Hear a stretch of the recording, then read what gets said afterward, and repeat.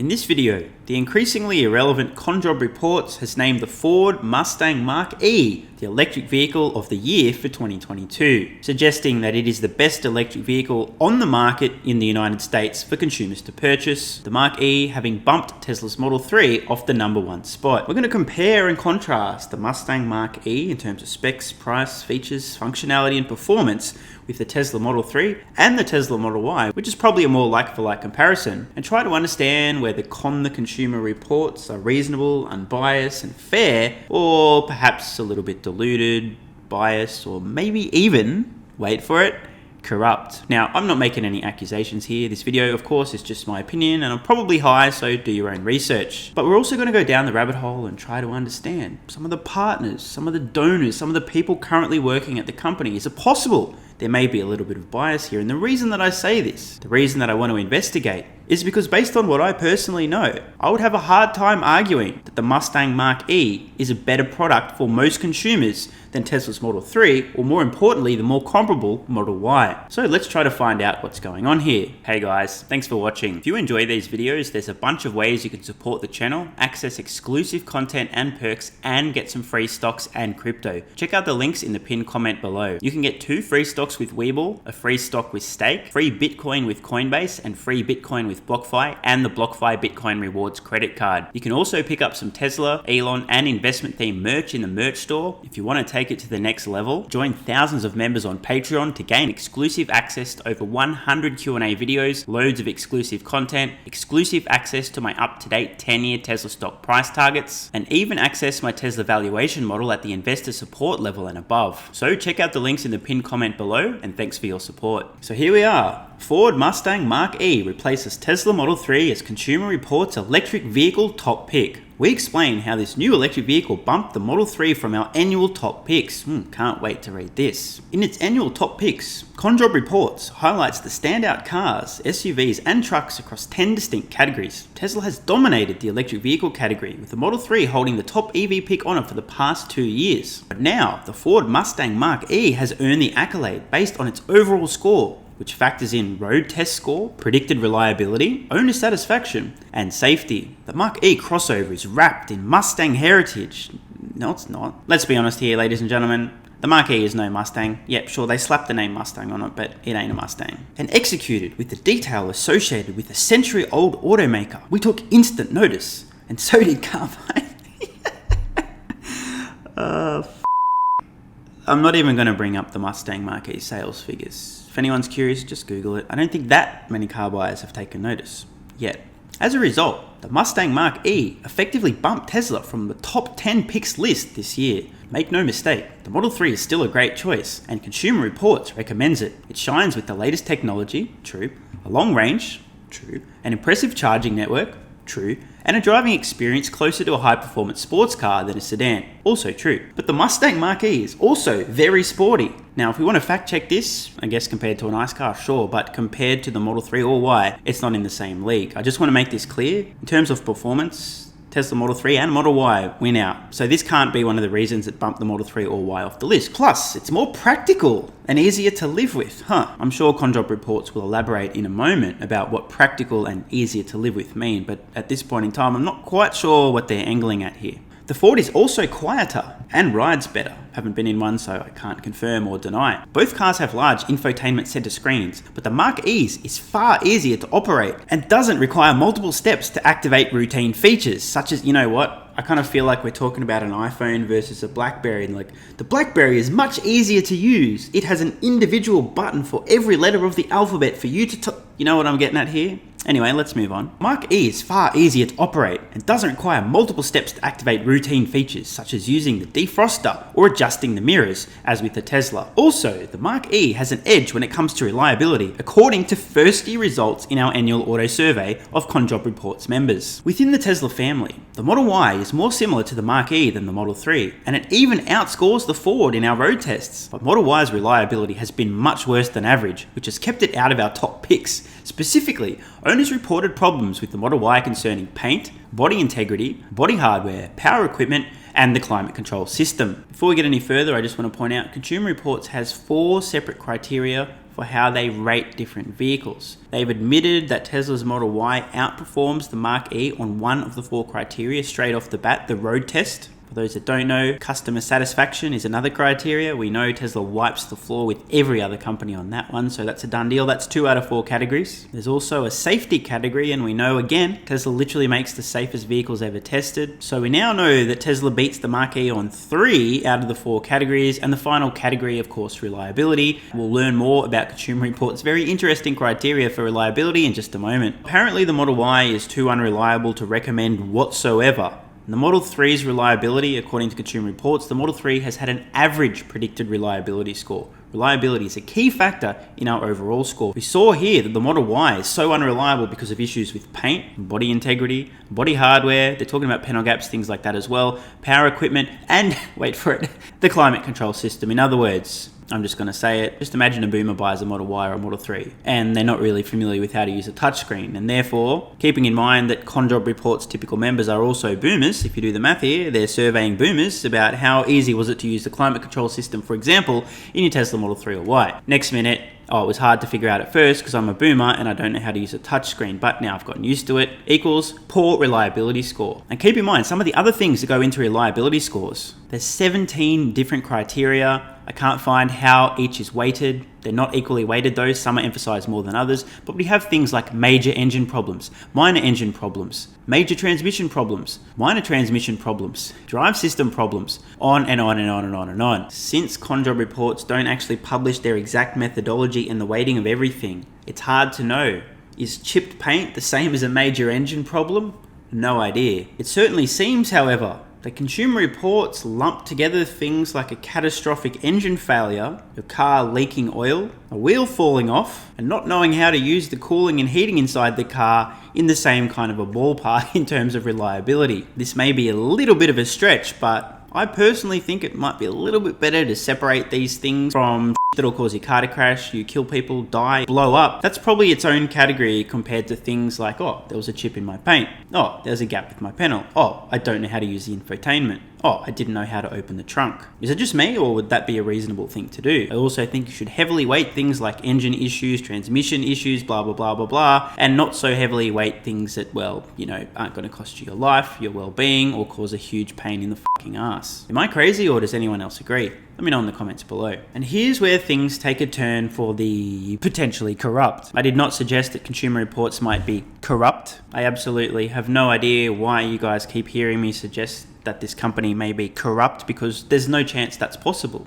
Zero. Absolutely none. In fact, let me prove it. Here we are learning about the Consumer Reports mission. What we do, our mission. Conjob Reports is an independent, so apparently they're independent, this is good, non-profit, which is also good, member organisation that works side by side with consumers for truth, transparency and fairness in the marketplace. What a noble mission. I would also like to take the time to point out to anyone who's unaware, I've made 3 or 4 videos on this company in the past. They've done incredibly dangerous, like truly moronic stuff, creating videos, a step-by-step tutorial on how to defeat Tesla's driver monitoring system and do incredibly unsafe things on roads. Why they would do this, I have no idea, other than the fact that they're either brain dead and or incompetent and or corrupt and trying to smear Tesla. You guys can make up your mind which. I could go on and on and on. The point is, in the past, this company has demonstrated what seems to be a little bit of anti-Tesla bias, a total lack of grey matter, and in general have given me the personal impression, of course, just my opinion, that there's some combination of incompetence and or corruption. Given the fact that I appear to have detected, at least in the past, some potential bias toward Tesla, just want to do a little bit of digging and try to find out. How about our people? Are you fucking serious? This is the biggest virtue signal you can possibly do, by the way. This is pandering to the woke mob. We need quotas. We need to hire people based on the colour of their skin, not their capabilities. Anyway, I'm not going down that rabbit hole. Our board of directors. Interesting. The chair of Conjob Reports has been a strategic consultant for the Ford Foundation. Nothing to see there. Calvin Sims served as program officer for the Ford Foundation from 2007. Nothing to see here. And by the way, I don't want to paint the picture that anyone who's ever worked for any company in the automotive industry and then happens to be on a board of any other company automatically suggests something nefarious is going on. I just want to point out some potential conflicts of interest here. Now, we've got Marsha here as well. What do you know? At the Ford Foundation, she was a vice president for blah fucking blah blah blah. Somebody else from the Ford Foundation. Curious. By the way, in case you don't know, Ford makes the Mach E. Just saying. But you know what? The board is the board. Probably good to have people with some experience and expertise in the automotive industry. Nothing nefarious here. Out of interest, let's check out the partners. I mean, obviously, there appeared to be a few people from the Ford Foundation on the board. A little bit coincidental, not like the Mustang Mach E is actually made by Ford or anything, so we don't need to worry about that. But let's check out the partners, perhaps philanthropic partners, you know, the kind that are donating money, helping to fund this organisation potentially. Hopefully we don't find anything here of too much concern. Conjob reports diverse community of philanthropists, foundations and non-profit partners includes the Ford Foundation. The very first philanthropic partner listed, Ford Foundation, okay? Philanthropic partner, Ford Foundation. The board of Conjob reports itself littered with ex-Ford Foundation employees, members, etc. So now that we've established there's absolutely no chance of any bias whatsoever because none of the philanthropic partners, nobody on the board has any ties, anything to do with legacy automotive companies, aka those companies whose lunch Tesla is currently eating with their killer Model 3 and Model Y. So we've got nothing to worry about. Conversely, our members have reported very few problems with the Mustang Mach E so far, giving it an important advantage over the Model Y and even the Model 3. And the Ford has another notable edge. Its driver monitoring system. New this year, we are adding 2 points to a vehicle's overall score if it has an active driver assistance system with an adequate driver monitoring system. I just need to take a quick pause here, so let me paraphrase, ready?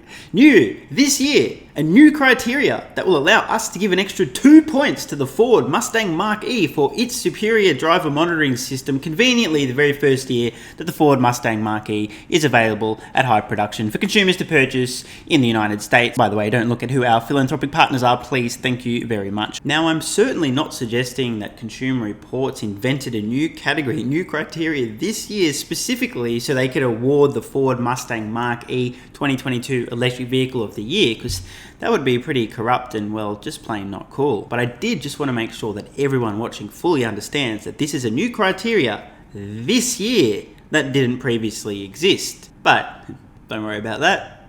Nothing to see here. Everything's fine. Ford Mustang Mach E gains those points because its Blue Cruise active driving assistance system has an effective driver monitoring system that gives appropriate warnings when the driver's attention wanders. On the other hand, Tesla's autopilot system can still be used if the driver is looking away or using a phone, as long as there is at least one hand resting on the steering wheel. Friendly reminder, this is the same company who are so concerned about driver monitoring systems that they made a fucking DIY tutorial how to cheat Tesla's driver monitoring system like a fucking moron, endangering yourself and anyone else on public roads. Here's exactly how to do it. Here's what we did. We acknowledged we were trying to get around the system. We didn't accidentally get around this. No. We tried to engineer a way that we could cheat the system, and then we published everything, every detail online for all the consumers whose safety we're so concerned about, because it's very important for us to show them how to knowingly and illegally get around Tesla's driver monitoring systems and do dangerous things on public roads, because safety is very important. So here's what you shouldn't do in explicit detail. Getting nice and close for this final closing statement. In total, the Ford Mustang Mach E shines in the electric car space, standing out as our 2022 top pick in this category. So what I'm hearing here, apparently there's been more reliability issues with the Model 3, which the Mustang Mach E has now bumped off the #1 EV pick position. These things could include difficulty using the climate control system, panel gaps, poor paint job, catastrophic engine failure, major transmission problems. Could be all manner of things. Consumer Reports don't appear to publish the weighting of each of these criteria, so we'll never know.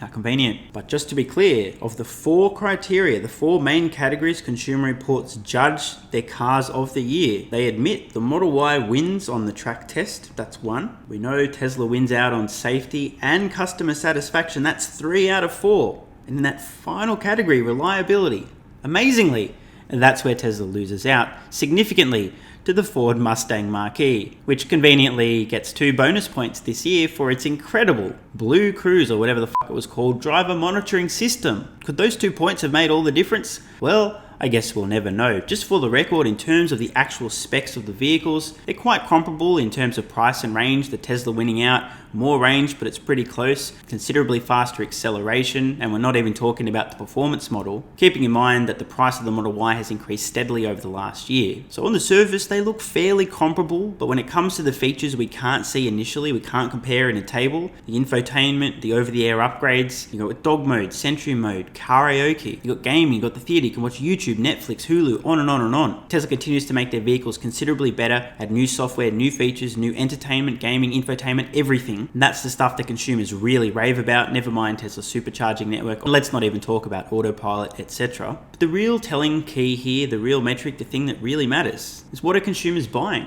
What are consumers ranting and raving about? And on this, it's pretty clear.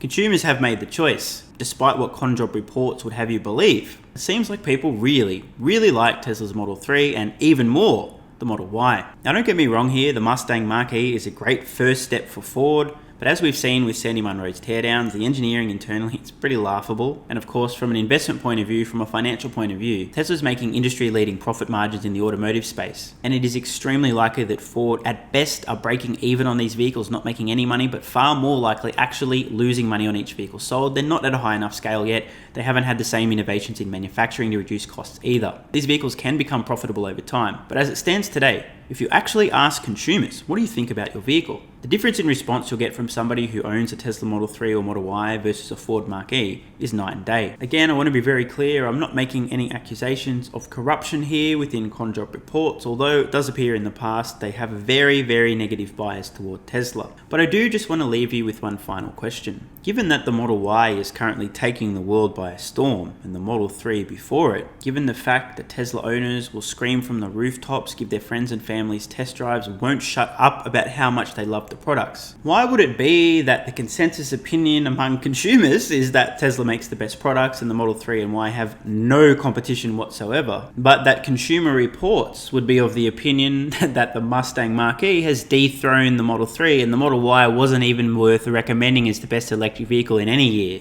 Is it possible that the very first year Ford introduced an electric vehicle in the United States, their very first attempt, that it's so good that it not only dethrones the stunning Model 3, but blocks Model Y from even hitting the #1 spot? Is this a coincidence? Is it totally unrelated to the fact that the Ford Foundation is a philanthropic partner and that a bunch of people from the Ford Foundation are currently on the board? Could that have at all influenced their decision? Or is it a total coincidence? Speaking of coincidences, it certainly is a rather large one that there's a brand new category, 2 points this year available for companies with fantastic, superior driver monitoring systems. One final thought.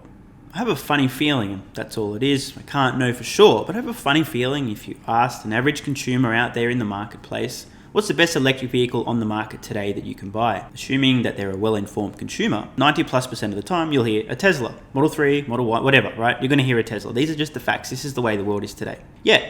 Curiously, if you ask Consumer Reports what's the best electric vehicle people can buy in 2022 in the United States, they will tell you it's the Ford Mustang Mach E because of our criteria about reliability. I think I'll leave it there. Let me know in the comments below what you guys and girls think. Are Consumer Reports potentially a little bit biased, maybe towards Ford or Legacy Automotive or just anti-Tesla? Any Consumer Reports members? And if so, congratulations on figuring out how to use YouTube. I did just say that. And just finally, don't forget you can sign up to Patreon with the card in the corner or the link in the pinned comment and gain access to over 100 exclusive Q&A videos, exclusive access to my Tesla stock price targets all the way out until 2031 in the bear case, the base case and the bull case, and plenty of other perks as well. I'll see you over there. I'm Stephen Mark Ryan. This is Solving the Money Problem and I love you all. Hey guys, thanks for watching. If you enjoy these videos, there's a bunch of ways you can support the channel, access exclusive content and perks, and get some free stocks and crypto. Check out the links in the pinned comment below. You can get 2 free stocks with WeBull, a free stock with Stake, free Bitcoin with Coinbase, and free Bitcoin with BlockFi, and the BlockFi Bitcoin Rewards credit card. You can also pick up some Tesla, Elon, and investment themed merch in the merch store. If you want to take it to the next level, join thousands of members on Patreon to gain exclusive access to over 100 Q&A videos, loads of exclusive content, exclusive access to my up-to-date 10-year Tesla stock price targets, and even access my Tesla valuation model at the investor support level and above. So check out the links in the pinned comment below, and thanks for your support. And if you're still watching, you're awesome. I read every single comment on this channel and I really appreciate your feedback. So if you've got any thoughts on today's video, questions, comments, or suggestions for a new video, let me know in the comments below. Check the cards on screen now to browse the merch store, join Patreon, or watch the next video.